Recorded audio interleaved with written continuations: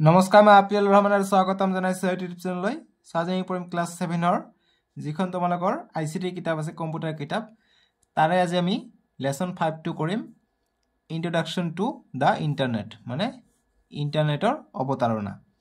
So খুব এটা important অধ্যায় এটো ইয়াৰ পৰা তোমালোকৰ পৰীক্ষাত যথেষ্ট প্ৰশ্ন আহিব সো আজি আমি যি এটো অৰ্থাৎ অনুশীলনী দিয়া আছে পেজ নম্বৰ 40 ত অনুশীলনী অৰ্থাৎ ইংৰাজীত কয় এক্সাৰসাইজেস তাৰে আমি প্ৰশ্নবিলাকৰ উত্তৰ কৰিম আৰু লগতে পাঠৰ ভিতৰৰ কিছুমান বস্তু ইম্পৰ্টেন্ট হ'ব যেনে ক তোমালোকৰ পেজ নম্বৰ চাবা পেজ নম্বৰ 37 ত ইয়াত ডু ইউ নো বুলি ইয়াত কেইটামান কথা উল্লেখ কৰিছে ইয়াৰ পৰা পৰীক্ষাত প্ৰশ্ন আহিব পাৰে যেনে কোৱা যে internet in India began in 1986 and was initially available only to the educational and research community গতিকে প্ৰথমত ইন্ডিয়াত ইন্টাৰনেট আহিছিলে 1986 চনত আৰু কাৰ কাৰণে अवेलेबल আছিল অকল এডুকেশনাল আৰু ৰিসাৰ্চ কমিউনিটি যি সকলৰ লোক আছিল এডুকেশন আৰু ৰিসাৰ্চ যি সকল কৰিছিল তেওঁলোকৰ কাৰণে এটো अवेलेबल আছিল ইন্টাৰনেট ইউজ কৰাটো আজিৰ কালিৰ যুগত আমি কি সবে ইউজ কৰিব পাৰো কিন্তু আগত সকলৰ বাবে নাছিল 1986 ত ঠিক আছে তাৰ পিছত কি কৈছে is general public access to the internet in India began on 15 August 1995 যদি আমি সাধাৰণ মানুহৰ কাৰণে জেনাৰেল পাবলিক মানে সাধাৰণ মানুহ গতি সাধাৰণ মানুহ মানে আমি গতিকে আমাৰ বাবে ইন্টাৰনেটটো মুকলি কৰোৱা হৈছিল কেতিয়া 1995 চনৰ 15 আগষ্টৰ দিনা ঠিক আছে হেইটো প্ৰশ্ন ইম্পৰ্টেন্ট হ'ব সো এইটো তোমালোকক এইটো ইনফৰমেশনটো জনাৰ খুবই দৰকাৰ সেই কাৰণে মই এইটো দেখাই দিলো সো এইটো এক্সট্ৰা প্ৰশ্ন হিচাপে তোমালোকে ধৰি লব পাৰা সো আমি এতে এক্সাৰসাইজৰ প্ৰশ্নকেইটা আমি উত্তৰ কৰিম প্ৰথমত আমাক দিছে fill in the blanks মানে খালি ঠাই পূৰ কৰা এ নম্বৰ কৈছে যে the world wide web is generally called so গতিকে world wide web generally কি বুলি কও www বুলি কও নহলে আমি web বুলি কও ঠিক আছে web বা or www বুলি কয় তিনিটা w বুলি কয় বা অকল web বুলি কলেও আমি world wide web বুলি আমি বুজো ঠিক আছে web आंसर হ'ব web খালি ঠাইত তাৰ পিছত বি নম্বৰটো দিছে A website is a collection of dash containing digital content and information. গতিকে এই website of collection of কি হ'ব collection of web pages হ'ব ঠিক আছে গতিকে ইয়াত হ'ব web pages w e b web pages p a g a s ঠিক আছে pages web e হ'ব সৰি a দিছো ভুলতে e web pages pages pages এতিয়া সি নম্বৰটো দিছে যে url stands for গতি url টো কিহৰ কাৰণে দিয়া মানে url ৰ ফুল ফৰ্মটো দিছে url ৰ ফুল ফৰ্মটো মই ইয়াত লিখি দিও uniform u n i f o r m ঠিক আছে uniform resource r e s o u r CE resource L for locator ঠিক আছে L O C A T O R uniform resource locator এটো হৈছে URL ৰ ফুল form বুজি পালা এতিয়া ডি নম্বৰটো দিছে যে dash is commonly known as email so কি এটো হ'ব ইলেক্ট্ৰনিক মেইল ইমেইলৰ সম্পূৰ্ণ নাম হৈছে E for electronic E L E C T R O N I C ওপৰত ঠাই নহয় কাৰণে মই তলত লিখি দিছো তোমালোকে বহিত অকমান দীঘলকে ঠাই লৈ লিখি তাৰ পিছত এইখিনি লিখিবা ইলেক্ট্ৰনিক মেইল বুলি কয় M A I L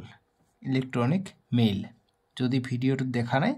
তোমালোকে ভিডিওৰ কোৱালিটিটো অকমান বঢ়াই লবা 480 নহলে 720 ত চাবা আহি যাব দেখা পোৱা যাব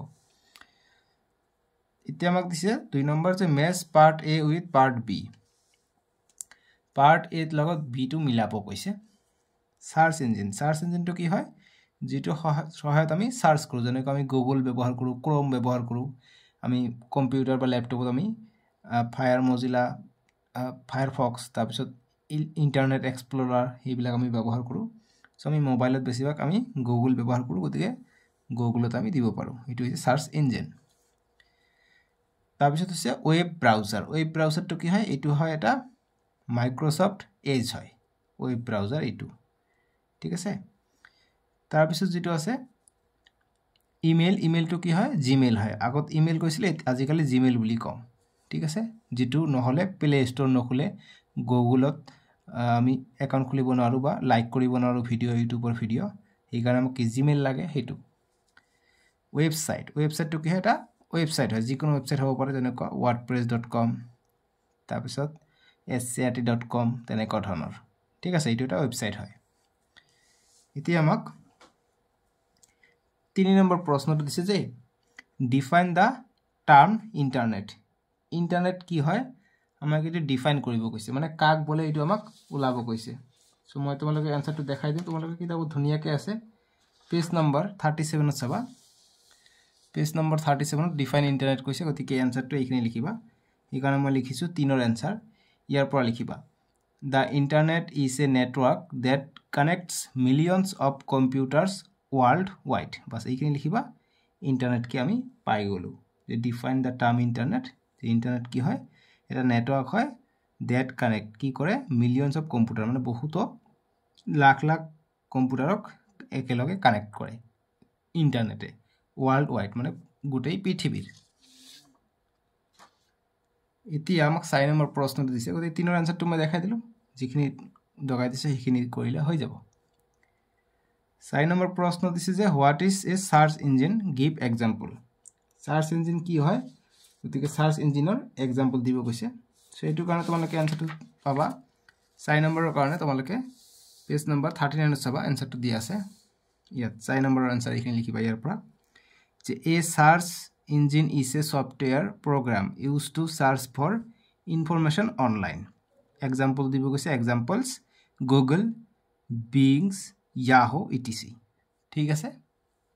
এইখিনি দিবা आंसर হৈ গল এতিয়া 5 নম্বৰ প্ৰশ্ন describe briefly about the uses of the internet গতিকে ইন্টাৰনেটৰ ইউজেস লিখিব কৈছে সেইটো কাৰণে অকমান লিখিব লাগিব এই কাৰণে 5 নম্বৰটোৰ आंसर মই লিখি আনিছো 5 নম্বৰ প্ৰশ্ন describe briefly about the uses of the internet answer to কৰিব লাগিব internet is used for education information communication communication music movies movies online shopping internet helps to search different information এইখিনি লিখিবা হৈ যাব এটা 6 নম্বৰ প্ৰশ্ন দিছে যে নেম টু ভিডিও কনফাৰেন্সিং প্ল্যাটফৰ্মস আমি आंसर কৰিম জুম এন্ড স্কাইপ আৰু আছে কিন্তু এই দুটা বেছি পপুলাৰ ঠিক আছে সো 6 নম্বৰ লৈকে আছিল সো সম্পূৰ্ণ কৰিলো আৰু এক্সট্ৰা প্ৰশ্ন যেটো আছে মই হেতু দেখাই দিলো তোমালোকে ভালকে পঢ়িবা হৈ যাব আমি নেক্সট ভিডিওত লেসন 6 টো কৰিম ডেসক্ৰিপচনত দিয়া আছে ড্ৰ ইয়োৰ ইমাজিনেশন নেক্সট ভিডিওত কৰিম তোমালোকে চেনেলটো সাবস্ক্ৰাইব কৰিবা আৰু ভিডিওটো লাইক কৰিবলৈ একেবাৰে নাপাহৰিবা ঠিক আছে বহুত কষ্ট হয় এটা ভিডিও বনাওতে তোমালোকে লাইক কৰিবা বাই বাই টেক কেয়াৰ